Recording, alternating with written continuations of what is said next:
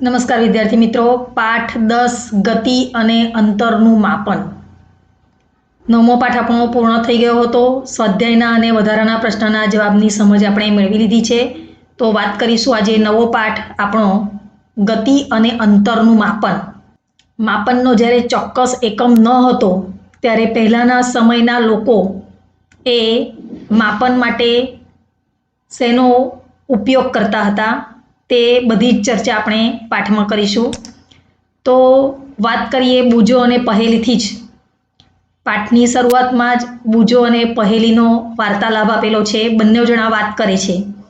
એમાં બંને જણા પોતપોતાના વતન ગયા હોય છે અને એ વતન જાય છે ત્યારે એ કેવી રીતે ત્યાં પહોંચે છે તેની ચર્ચા કરે છે. જેમાં વિવિધ વાહનોનો ઉપયોગ કરીને, એક સ્થળેથી બીજા સ્થળે જવું હોય એટલે વાહનોનો ઉપયોગ કરવો જ પડે, બરાબર ને?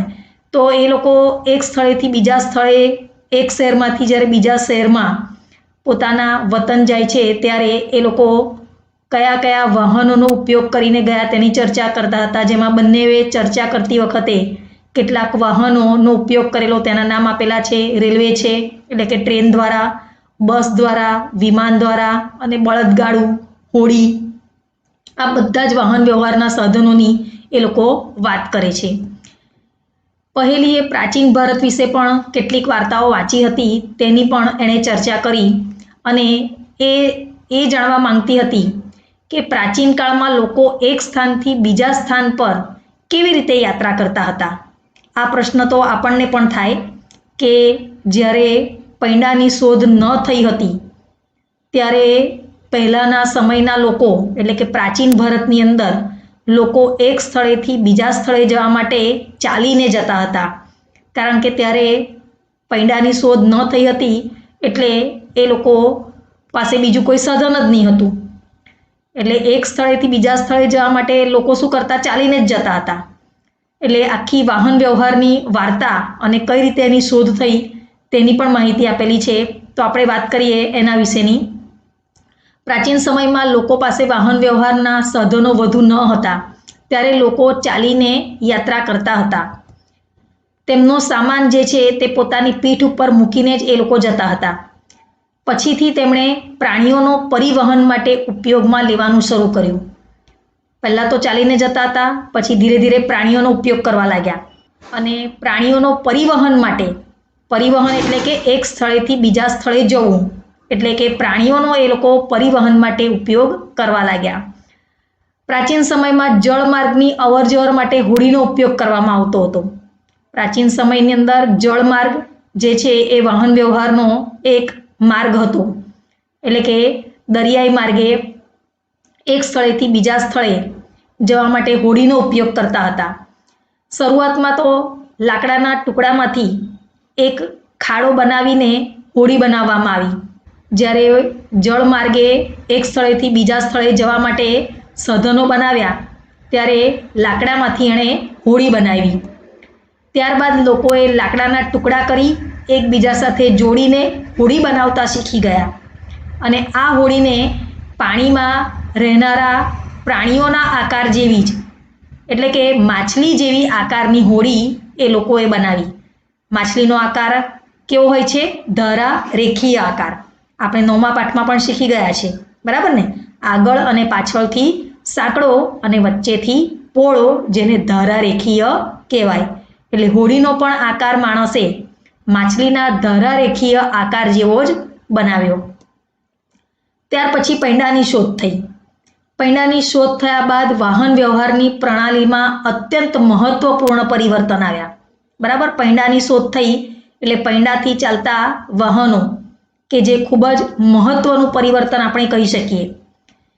પાછલા કેટલાક વર્ષોમાં પૈંડાની રચનામાં સુધારો કરવામાં આવ્યો અને પૈંડાથી ચાલતા વાહનોને ખેંચવા માટે પશુઓનો ઉપયોગ કરવામાં આવતો હતો. આપણને ખબર છે પૈંડાથી ચાલતા સાધનો, જેમાં બળદગાડું છે તો એમાં બળદનો ઉપયોગ કરવામાં આવતો, ઘોડાગાડી છે તો એમાં ઘોડાનો ઉપયોગ કરવામાં આવતો, બરાબર?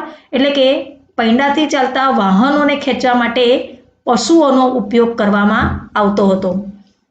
19મી સદીની શરૂઆત સુધીમાં તો વ્યક્તિએ એક સ્થાન પરથી બીજા સ્થાન સુધી પહોંચવા માટે પરિવહન માટે પશુઓ, હોડીઓ અને જહાજનો ઉપયોગ કરતા થઈ ગયા.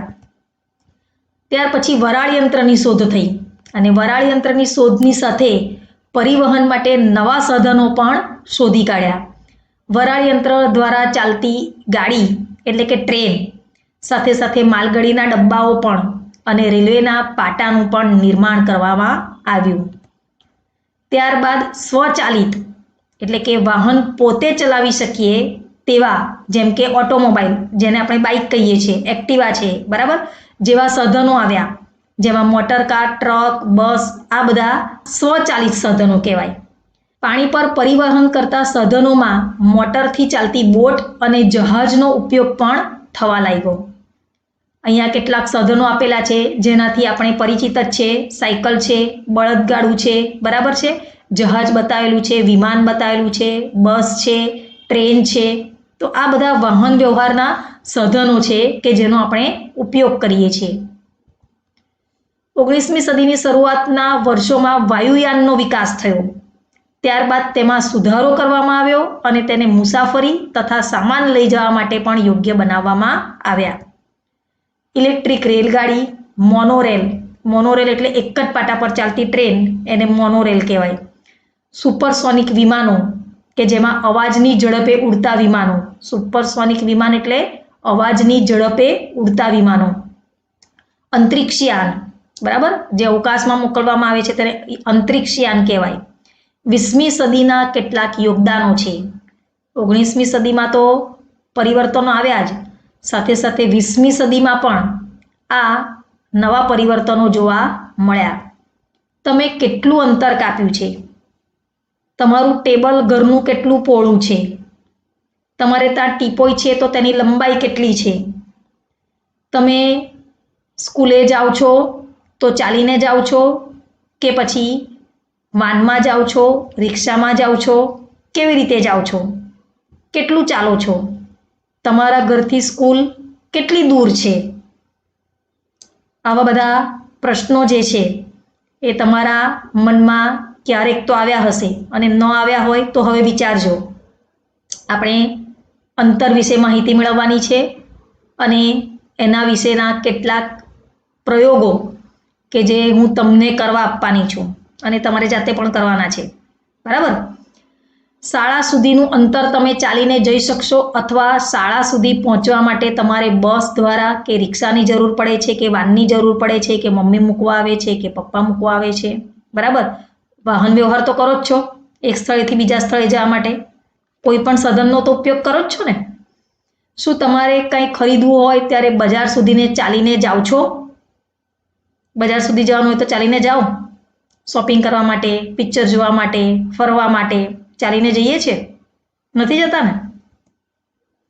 કોઈ સ્થાન કેટલું દૂર છે એ પહેલેથી જાણવું જરૂરી છે, જેથી આપણે અનુમાન લગાવી શકીએ કે ત્યાં સુધી કેવી રીતે પહોંચી શકાય. જેમ કે ચાલીને નજીક હોય તો ચાલીને જઈએ, દૂર હોય તો બસ દ્વારા, રેલવે દ્વારા, પાણીમાંથી પ્રસાર થવાનું હોય તો હોડી દ્વારા, આગબોટ દ્વારા, સ્ટીમર દ્વારા, બરાબર. અવકાશ યાત્રા કરવી હોય તો વિમાન દ્વારા અથવા કોઈ અંતરિક્ષયાનની પણ જરૂર પડે. એવી વસ્તુઓ પણ હોય કે જેની લંબાઈ અને પહોળાઈ જાણવાની આપણને આવશ્યકતા હોય છે. આપણા વર્ગમાં જ મોટી મોટી પાટલીઓ છે, તમે જેના ઉપર બેસો છો, બરાબર ને, બેન્ચ પર બેસો છો, તો એ બેન્ચ પર એટલે કે પાટલીની લંબાઈ અને પહોળાઈ માપી છે કોઈ દિવસ?